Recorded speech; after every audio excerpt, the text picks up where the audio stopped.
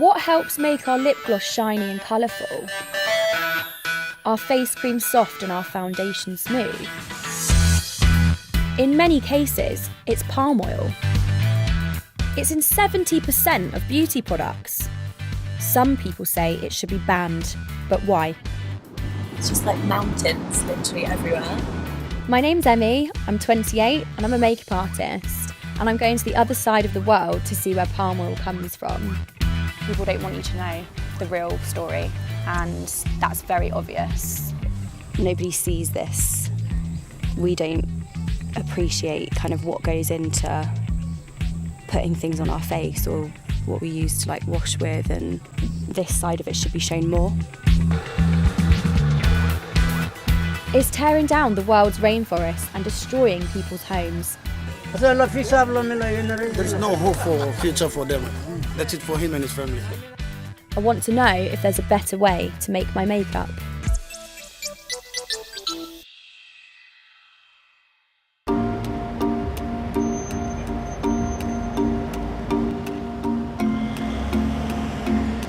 I grew up here in Frome. I went to school and college, and now I run my own beauty salon. I just fell over. Sorry. I use quite a wide range of brands. I'm going to be using some liquid foundations, a lot of highlighters. We're going to be kind of looking at more of a radiant look. I remember being young and looking at my mum in the mirror, watching her do her makeup and just copying, you know. It's amazing. What would we do without it, really? If you've got a spot, cover it up. And just relax your lip, open. That's it. I don't know what I would do without mascara. If I was on a desert island, that's one thing I would take, because I'd look like a mole. Makeup is a massive part of my life. It can transform you, it can make you feel good about yourself, and it's creative. I've really noticed more and more of my clients asking if the products I use are cruelty-free and what they're made of. I've tried to ethically source a good brand for our salon that is cruelty-free and vegan. It's becoming so much more asked about. Is it? Yeah. Do you know that palm oil's in so many products? Mostly in things like lipsticks and more oilier products. So foundations, probably, mostly. There's a human in my forest, and I don't know what to do. Last year, palm oil made the headlines after this Iceland advert was banned from being shown on TV. The supermarket decided to stop using palm oil in all its own label products. It's in foods like peanut butter, biscuits, and instant noodles. And what interests me the most is that it's also in 70% of cosmetics. So should I give up all my makeup? Or is there a better way? It's quite hard because there's quite a few things that I'd like to take. And obviously it's hard to know if there's palm oil actually in them. And I did a bit of research about that, and it's really hard to find out if it's in it because it's hidden under so many different names. So it just makes it so hard to be able to know if it's definitely in it or not. We approached loads of cosmetics companies to be in this film. Only one agreed to take part. Palm oil, if it's done in the right way, is definitely the best solution, but under the condition that it is done in a sustainable and responsible way. Palm oil, if it's done in the right way, is definitely the best solution. It was a huge surprise for me to hear that. I'm heading out to Papua New Guinea to find out where palm oil comes from. Excited? And how we can make it more sustainably. I've never flown further than Europe before, so this is a huge adventure for me. Just like so many new palms that have been planted. A huge area. Huge area. And here's the thing. Palm is actually the most productive oil around. For the same amount of sunflower or coconut oil, which are the main alternatives, you need up to 10 times more land than for palm. So why does palm oil have such a bad reputation? Despite being so productive, the main reason is deforestation. It's said to have been responsible for the loss of 8% of the world's forest between 1990 and 2008. Papua New Guinea is home to the third largest rainforest in the world after the Amazon and the Congo Basin. This is one of the largest palm oil plantations in the country. To make way for it, the forest has been cut down, huge chunks at a time. Nobody sees this. We don't appreciate kind of what goes into putting things on our face. Love me. I love. What we use to like wash with, and this side of it should be shown more. I just feel sad. I just feel upset. I just feel sorry. Come on. You know, the wildlife, the people, it's all changing. A long, hot, bumpy drive into this massive plantation, and I started to hear from people saying their lives had suffered because of palm oil. These people signed an agreement with a big oil company. In return for leasing their land, they were promised a lump sum of cash, improved homes and a better school. Hello. Name belong Emmy. Amy, okay. Nice to meet you. Start from the company come in. Promise belong all agreement. This village elder told me they haven't received the full money they are owed, and the housing and school haven't materialised. Bawani Oil Palm Plantations told us it had paid the right money to various landowner companies, but it was up to them how they distribute the monies. The company also said it had invested in housing and schools in the area. Around the plantation, I saw constant reminders of what we're doing to the forest.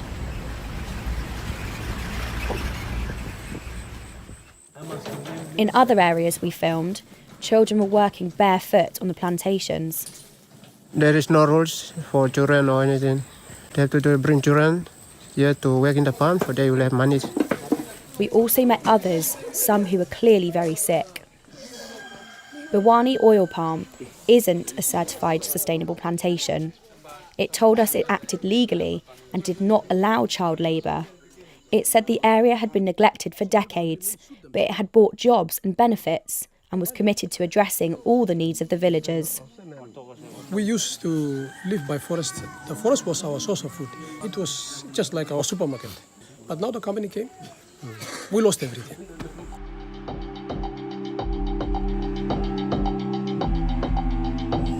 I mean, like, you can hear the difference from the rainforest behind us, from the wildlife, but here there's just no sound. It's so upsetting. It looks empty.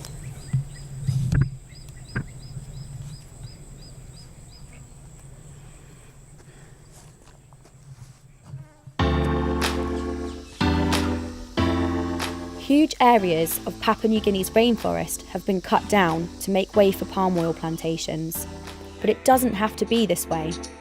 What we decided, and I think also the NGOs and everybody agrees on that today, palm oil, if it is done in a sustainable way, is a very good vegetable oil. The alternative is not to say no palm oil.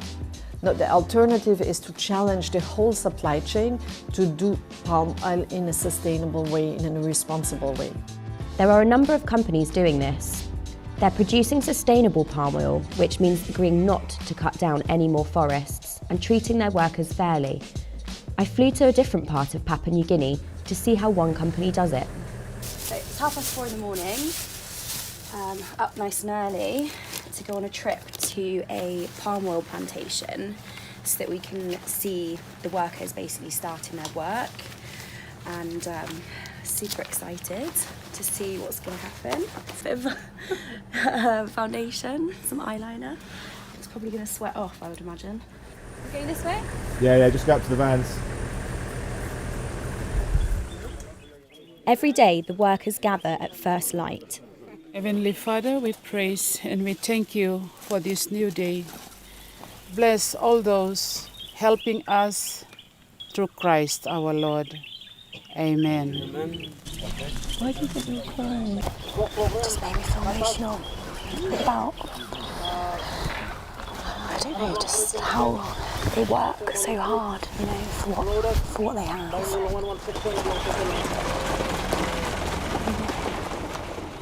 And this is all to bring us a product that will go in lipstick. Yeah, literally. People have no idea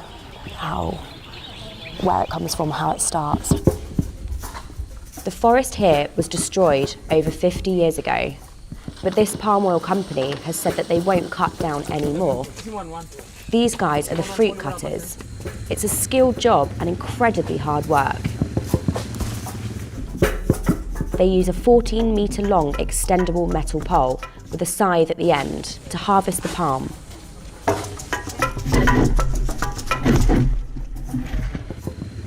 Every time one of these bunches landed, I could feel the ground shake. Each bunch weighs around 25 kilograms and has hundreds of individual fruits. The bits that fall off are picked up by women known as loose fruit Marys. The orange flesh becomes crude palm oil, which is used in cooking, but the white centre is the bit I'm interested in. Palm kernel oil is the one that is used in cosmetics more, and it's more expensive to harvest because there's not a lot of it compared to palm oil. So it feels a bit like a vitamin E kind of oil. It's just so cool. Am I pretty? It's just crazy that this one little fruit produces so much globally. Along with promising not to cut down any more trees, sustainable palm oil companies also have to treat their workers fairly. On this plantation, they are given safety equipment, breakfast and transport. I feel happy because the company provides water and like transport for the children to go to school. I feel one of the most important things is that with palm, you get the most oil from the least land. So growing the alternative like sunflower or coconuts here instead of these palms would mean this plantation would have to be up to 10 times bigger to produce the same amount of oil. This is the mill where the fruit is turned into oil. Getting eaten here. I hate flies. I wouldn't survive in the jungle, that's for sure. The centre of the fruit becomes palm kernel oil. On a busy day, they produce 6,000 tonnes of oil here. It's then pumped into tankers and shipped all the way to Liverpool to be processed. Then onto the rest of the world to go into food and beauty products.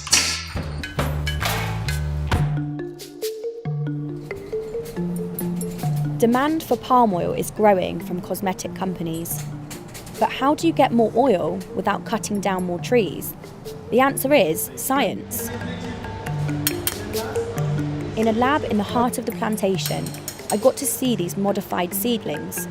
They're being crossbred and could eventually produce up to 10 times as much fruit on the same amount of land. Seeing this today has definitely made me feel like the palm industry isn't as dark as what it's made out to us. All these have to be hand planted. All right, because you need to make sure you've got the pumil facing the right way up. All right. What's a pumil, Jamie? Pumil, it's the emerging leaf, and if you plant it upside down, it's not real good. But it's easy done. And then 12 weeks this week, so it's 11 weeks at the moment.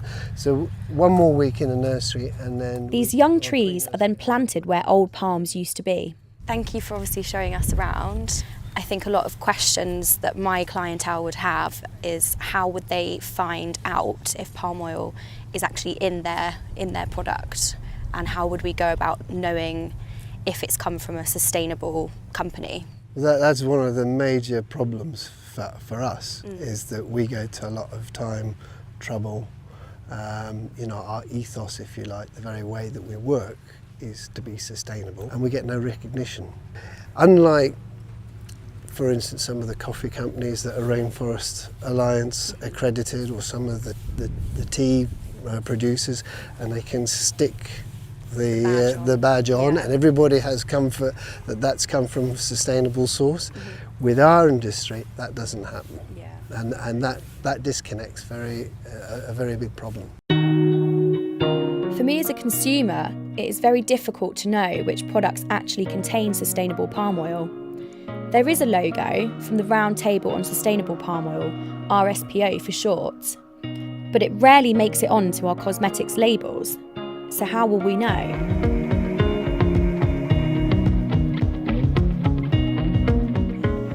Local people have lived in and relied on the rainforest for thousands of years.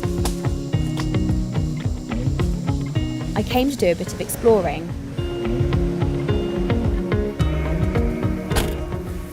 So beautiful.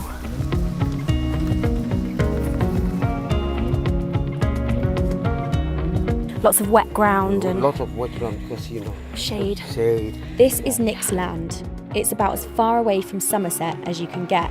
Yes. This spider was bigger than my hand. Massive spider I think I've ever seen. They can give you pain. They won't kill you. They won't kill you. You can cry. What if it jumps? It's incredible. It's beautiful. Words can't describe this place. So full of noises and beauty, it was really quite overwhelming. What really moved me was how deep the connection to the forest is. Nick and his family can grow lots of fruit and veg on their land and sell what they don't eat, but it's not enough to survive. He told me that he had to cut down a large part of his sacred forest to plant palm so that he could support his family. And it's a big family. He's got 8 kids and a bunch of grandchildren. Have you discovered a new blusher, Emmy? Yeah, I think this is it's a new rouge, as they call it. Yeah.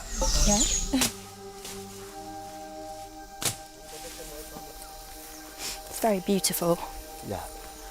I can see why you want to protect it. I feel sad to destroy the forest and the trees, and I see the birds flying around, crying around. But I'm sorry for that. We need clothes and medicines, all this. So I destroyed my forest to plant that because that's the money crops. Sorry.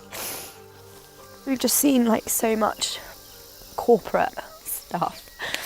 So it's just we don't see this side of it, you know. They don't show that side of it. I see your tears falling down there. I know. I feel something. You feel this feel upset too? Yes.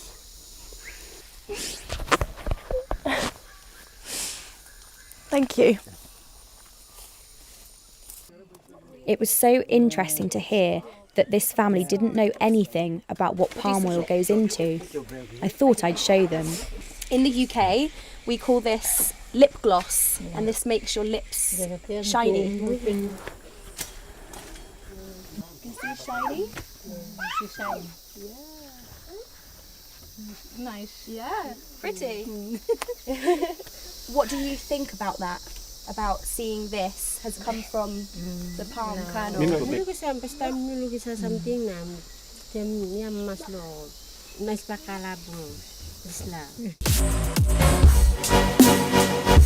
But it felt strange because they don't need makeup here. Okay?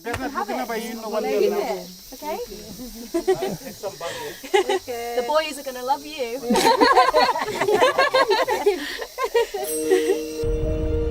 Before I came out here, I never knew the whole story behind palm oil.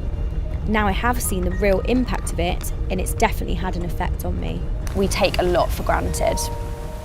I think this trip has made me feel very differently about kind of how I see what we're using, the world, how it works, and if I can try and make a change to what I'm doing, then hopefully others will follow. We asked some of the biggest and most popular cosmetics brands about their use of palm oil. L'Oreal, The Body Shop and Barry M say 100% of the palm oil they use is sustainable. And Coty, the company that owns Rimmel, say 20% of the palm oil they use is sustainable. And they say they want to make that 100% by 2022. Chanel, Estee Lauder and Lush didn't respond. So what can we do as consumers? Some environmental groups like Greenpeace and the WWF say boycotting palm isn't the way to go because so many people's incomes rely on it and the alternatives could be worse. But we can start checking the ingredients in what we use and look out for products that contain sustainable palm oil. If done sustainably, it's helping the environment and it's also helping the people that work for the company to live a better life. And if your favourite brand doesn't use sustainable palm oil, you could put pressure on them by asking them why not. Palm oil isn't going away anytime soon, so it's up to us to decide what we do about it.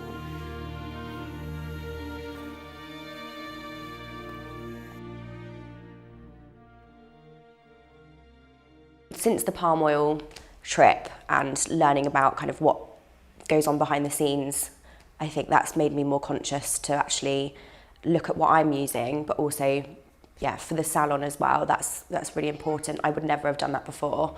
This time last year, I was just maybe looking into cruelty-free vegan, and now it's like I'm trying to make sure that I'm looking into what I'm actually using. It's so difficult. I'm still finding it really difficult to actually find out if it's in my products. So I've written to the company which I use skincare for in the salon. So I'm still waiting to hear back. I haven't heard back. It's been obviously like nearly a month. Yes, it's quite like a big deal to go and write to the company, but I think it's really important. Like, once you start doing that, then other people will start doing it. So I hope that's what will happen. If you can't find out if it is sustainable, then shout about it, do something about it.